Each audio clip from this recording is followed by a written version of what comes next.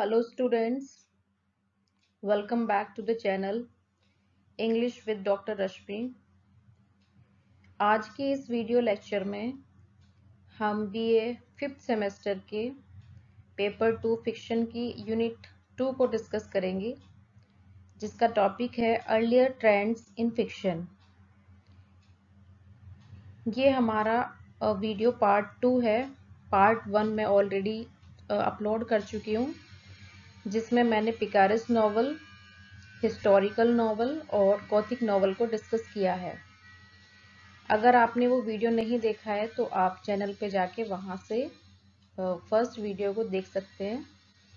ये second video है जिसमें मैं आज के कुछ remaining topic like regional novel, domestic novel और एपिस्टोलरी नॉवल को डिस्कस करूँगी। तो आइए हम लोग शुरू करते हैं। सबसे पहले हमारा टॉपिक है epistolary novel. Epistolary novel is also known as a novel in letters।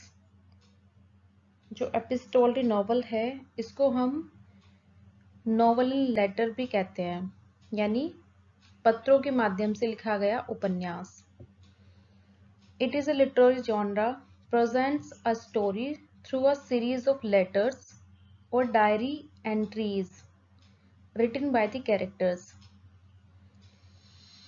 ये जो उपन्यास होता है इसमें कहानी लेटर्स के थ्रू और डायरी एंट्रीज के थ्रू डिस्क्राइब की जाती है, जिसमें जो कैरेक्टर है वो एक दूसरे को पत्र के माध्यम से अपनी जो बात है वो पत्र के माध्यम से अपने विचार प्रकट करते हैं। This narrative technique offers a subjective perspective on the events and emotions within the story to the readers. ये जो नैरेटिव टेक्निक है इसमें सब्जेक्टिव पर्सपेक्टिव जो है वो दिया जाता है इवेंट्स और इमोशंस के बारे में within the story to the reader, यानी कहानी में यहाँ पे जो कैरेक्टर हैं वो एक दूसरे को लेटर्स भेजते हैं, जिसके माध्यम से वो अपने विचार जाहिर करते हैं, अपने इमोशंस जाहिर करते हैं। तो जो एपिस्टोलरी नॉवल है वो सीरीज ऑफ लेटर्स की फॉर्म में होता है, जो डायरी एंट्री भी आप कह सकते हैं।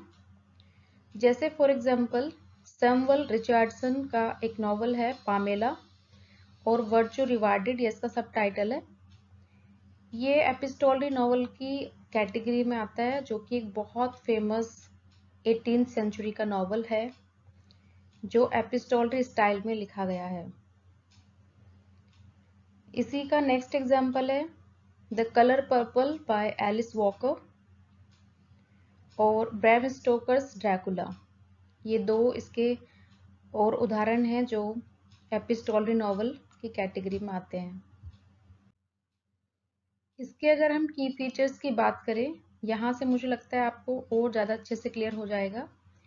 तो नंबर फर्स्ट है कि in an epistolary novel the story is told through a form of letters. देखिए ध्यान दीजिए, एपिस्टोलरी नॉवल में जो कहानी है वो लेटर्स के माध्यम से सुनाई जाती है, डायरी एंट्रीज के माध्यम से, न्यूज़पेपर क्लिपिंग, टेलीग्राम्स, मतलब ये डिफरेंट टाइप्स हैं जिनके माध्यम से कहानी रीडर्स को, ऑडियंस को सुनाई जाती है, बताई जाती है। ठीक है।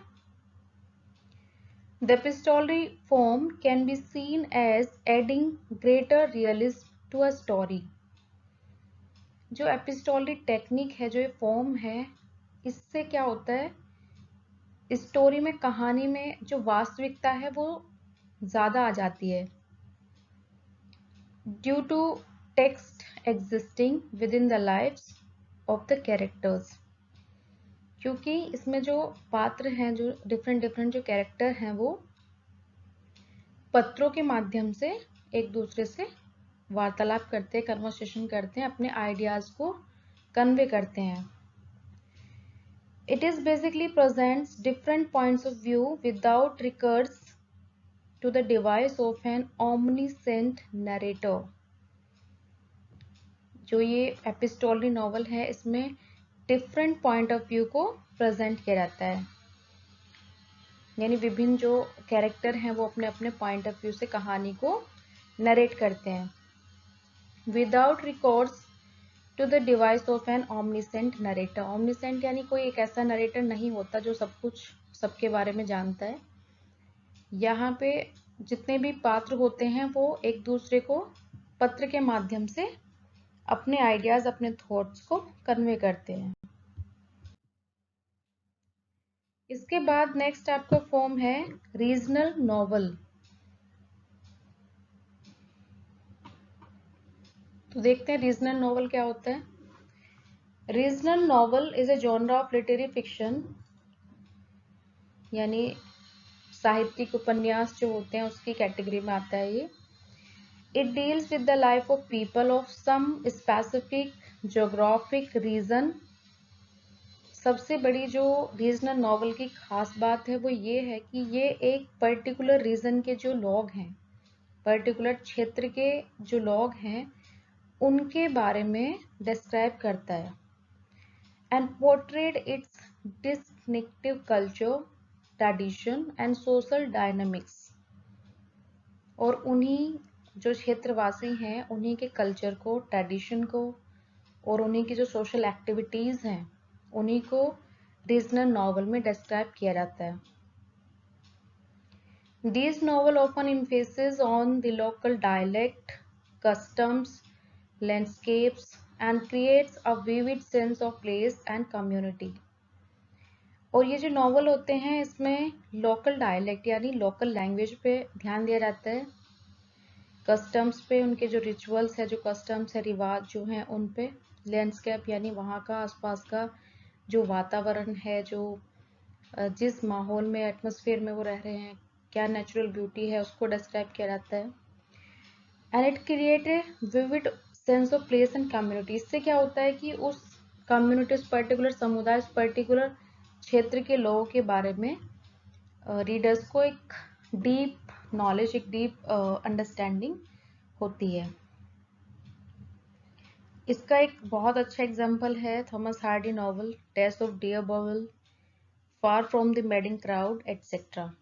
देखिए थॉमस हार्डी आपके एक ऐसे नॉवलिस्ट हैं जिनके बारे में लगभग सभी बच्चे जानते हैं. किसी न किसी नॉवल को लगभग आपने जरूर पढ़ा होगा इनके. तो हार्डी के जितने भी नॉवेल्स हैं वो एक country side Wessex, WESSEX, Wessex नाम करके एक प्लेस है, वहां पे इसके सारे नॉवेल्स सेट होते हैं. यानी वेसेक्स के ही जो लोग हैं, जो कस्टम्स हैं, उनके डायलेक्ट, उनके लैंग्वेज, उनका स्टाइल, उनकी डेली एक्टिविटीज, उनको शो करते हुए ये अपने नॉवल को लिखते हैं. इसलिए थॉमस हार्डी को रीजनल नॉवलिस्ट कहा जाता है.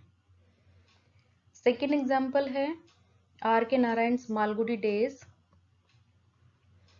R.K. नारायण, जैसे आपने देखा होगा पहले दूरदर्शन, जो पुराने समय में दूरदर्शन करके एक चैनल आता था टीवी पे, तो वहाँ पे मालगुडी डेज करके टेल्स आती थी, कहानियाँ दिखाई जाती थी डिफरेंट जो R.K. नारायण द्वारा क्रिएटेड है. और ये जितनी भी मालगुडी डेज कहानियाँ हैं वो मालगुडी नाम के एक प्लेस, यानी एक फिक्शनल प्लेस है ये, वहाँ पे सेट हैं.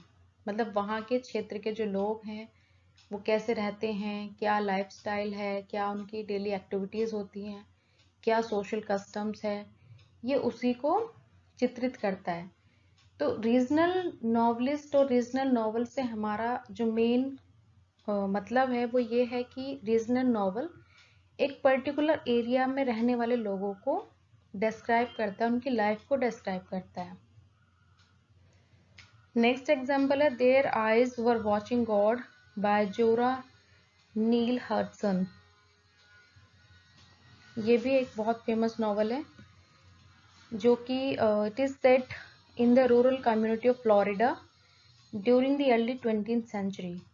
जो 20वीं शताब्दी के आरंभ में एक कम्युनिटी, एक समुदाय जो फ्लोरिडा में रहता था, उनकी लाइफ को डिस्क्राइब किया गया है इसमें। तो ये सारे जो एग्जाम्पल है ये रीजनल नॉवेल्स के एग्जाम्पल है।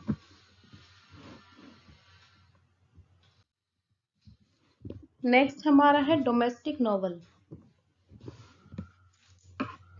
The domestic fiction was a key part of 19th century. It is a type of fiction focuses on the domestic sphere, exploring the dynamics and intricacies of family life, relationship, and societal expectations. Domestic novel यानी घरेलू उपन्यास। देखिए नाम से ही आपको समझ में आ जाना चाहिए कि इस तरह के जो उपन्यास होते हैं वो फैमिली लाइफ, रिलेशनशिप, फैमिली ट्यूनिंग्स और सोसाइटल एक्सपेक्टेशंस, सोशल इश्यूज, इन सब पे आधारित होते हैं। जो डोमेस्टिक फिक्शन है ये 19वीं सेंचुरी में लगभग शुरू हुआ है इंग्लैंड में, और ये किस तरह का फिक्शन होता है, नॉवल होता है जो कि डोमेस्टिक स्फीयर यानी डोमेस्टिक जो एटमॉस्फेयर है, घरेलू जो वातावरण है उस पे आधारित होता है, और फैमिली लाइफ में क्या इश्यूज चल रहे हैं, या फिर जैसे मान लीजिए आपने मोहन राकेश का आधे अधूरे पढ़ा होगा, जो एक डोमेस्टिक नॉवल का एक बहुत अच्छा मतलब उदाहरण है। यानी इस तरह के जो नॉवल होते हैं उसमें पूरा जो नॉवल है, जो उपन्यास है, वो केवल एक फैमिली और उसके जो आसपास का वातावरण है, जो उसमें इश्यूज चल रहे हैं, जो लोग सफर कर रहे हैं, उस पे ये आधारित होता है, केंद्रित होता है। These novels delve into the private lives of characters, often highlighting the challenges faced by individuals within the confines of the home. इस तरह के जो नॉवल होते हैं, उपन्यास होते हैं, वो कैरेक्टर्स की प्राइवेट लाइफ्स को भी दिखाते हैं, और it also highlighting the challenges faced by individual within the confine of the home. यानी एक परिवार में, एक फैमिली में जो लोग रह रहे हैं वो किस तरह के चैलेंजेस दिन प्रतिदिन जिनको फेस कर रहे हैं, किस तरह की चीज़ें उनके सामने आ रही हैं, क्या समस्याएं उनको वो फेस कर रहे हैं, ये उसको दिखाता है। जैसे बेरोजगारी की समस्या है, घर में जो पेरेंट्स के साथ बच्चों का रिलेशनशिप है वो अच्छा नहीं है, या फिर पैटर्नल और यू कैन से कि पैट्रियार्की जो सिस्टम है उसको फेस किया जा रहा है। तो यानी इन सब चीज़ों को, इन सब इश्यूज जो होते हैं उनको ये शो करता है। For example Pride and Prejudice by Jane Austen. देखिए प्राइड एंड प्रेजुडाइज जो कि आई थिंक बीए में भी आपके प्रेस्क्राइब्ड है, जेन ऑस्टिन का एक नॉवल है। ये भी एक डोमेस्टिक नॉवल की कैटेगरी में आता है, क्योंकि इसमें पूरा जो नॉवल है वो बेनेट फैमिली पे और उसी के आसपास इर्द गिर्द घूमती है कहानी बस।